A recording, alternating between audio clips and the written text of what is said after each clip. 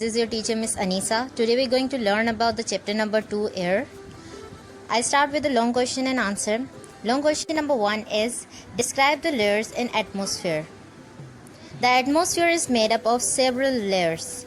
These are troposphere, stratosphere, mesosphere, thermosphere and the exosphere.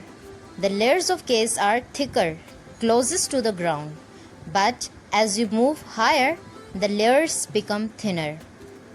हमारी surrounding में मुख्तलिफ atmospheric layers होती हैं, जैसे कि ट्रोपोस्फेयर, स्ट्रेटोस्फेयर, मेसोस्फेयर, थर्मोस्फेयर और एक्सोस्फेयर. ये लेयर्स गैस की बनी हुई होती है. ज़मीन के करीब, ग्राउंड के नज़दीक ये सारी लेयर्स काफ़ी मोटी होती है, मतलब वहाँ पर गैस की क्वांटिटी बहुत ज़्यादा मौजूद होती है. जैसे ही आप ऊंचाई की तरफ जाते हैं तो इस लेयर में गैस की क्वांटिटी कम होती जाती है और ऊपर की तरफ ये लेयर बहुत थिन मतलब पतली हो जाती है. Is describe the ozone layer. The ozone layer is in one of the most important layer of the atmosphere, the stratosphere. Ozone layer बहुत इम्पोर्टेंट लेयर है हमारे एटमॉस्फेयर में, जो कहाँ पाई जाती है? स्ट्रेटोस्फेयर लेयर में पाई जाती है. Ozone is a form of oxygen. Ozone atmosphere में ऑक्सीजन की फॉर्म में पाया जाता है. It blocks most of the harmful rays of sun from reaching the earth. Ozone का काम क्या है? ये सूरज से आने वाली बहुत ज़्यादा हार्मफुल रेस को ब्लॉक करती है. कहाँ ब्लॉक करती है? ऊपर एटमॉस्फेयर में ब्लॉक करती है, ताकि ये हार्मफुल रेस अर्थ पर ना पहुँच सके. In other words, the ozone layer is like a protective blanket for the earth. दूसरे अल्फाज में से कहा जा सकता है कि ओजोन लेयर ज़मीन के ऊपर एक हिफाजती चादर की तरह बिछी होती है, जो हमें सन की हार्मफुल रेस से प्रोटेक्ट करती है. Now next is explain composition of air. Air is a mixture of different gases such as oxygen, nitrogen, carbon dioxide and some other gases. Air मुख्तलिफ गैसेस का मिक्सचर है, जिसमें ऑक्सीजन, नाइट्रोजन और carbon dioxide जैसी दूसरी gases शामिल है. Air also contain changing amount of water vapor. हवा में पानी की कुछ क्वांटिटी मौजूद होती है, जिसे हम वाटर वेपर कहते हैं. It is the water vapour in the air that makes the rain, snow, hello and fog. हवा में मौजूद वाटर वेपर्स आसमान में क्या बनाते हैं? रेन, बारिश, स्नो, बर्फ, हेल, ओले और फॉग मतलब धुंध बनाते हैं. The following table gives you information about the approximate percentage of different gases in the atmosphere.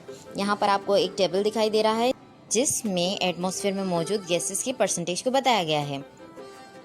जैसे कि नाइट्रोजन 78.08% मौजूद होती है, ऑक्सीजन 20.94% मौजूद होती है, कार्बन डाइऑक्साइड 0.03%, जबकि दूसरी gases argon, helium, neon, krypton ये सारी 0.95% मौजूद होती है, और वाटर वेपर मुख्तलिफ क्वांटिटी में मौजूद होता है. Short question answer. Short question number 1 is define atmosphere. The earth is surrounded by a layer of gases called atmosphere. हमारे अर्थ के सराउंडिंग में बहुत सारी गैसेस मौजूद है, जिसे हम क्या कहते हैं?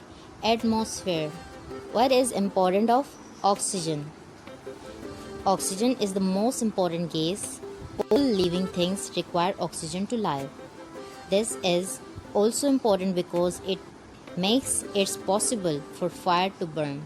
ऑक्सीजन हमारे लिए बहुत ज़्यादा इम्पॉर्टेंट गैस है. हर लिविंग थिंग के लिए ऑक्सीजन बहुत ज़्यादा इम्पॉर्टेंट होती है, क्योंकि उन्हें ब्रीथ करने के लिए, सांस लेने के लिए ऑक्सीजन की ज़रूरत होती है. इसके अलावा ऑक्सीजन हमारे लिए बहुत इम्पॉर्टेंट है, क्योंकि हम किसी भी चीज़ को जलाने या आग लगाने के लिए हमें ऑक्सीजन की ज़रूरत होती है.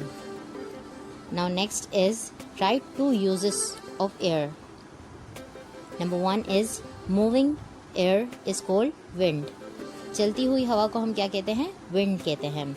It is use as a form of energy. It supports birds, glider and aeroplane.